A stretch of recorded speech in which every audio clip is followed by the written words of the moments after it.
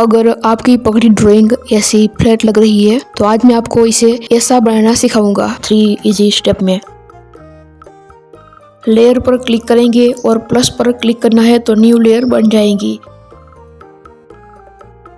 अब हम reference image से ट्रेस करते हुए पगड़ी की आउटलाइन बना लेंगे। दोस्तों, मैंने वीडियो की स्पीड बढ़ाकर वीडियो की लेंथ कम कर दी है। अगर आप चाहे तो स्पीड कम करके भी देख सकते हैं। स्पीड इसलिए बढ़ाइए क्योंकि आप बोर ना हो।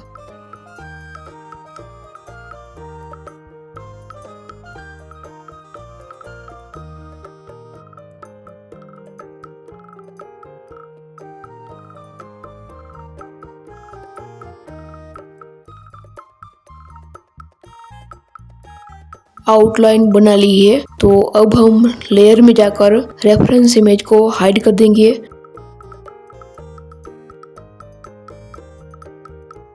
इसमें कलर फिल कर देंगे, लेकिन आउटलाइन से लाइट कलर रखना है।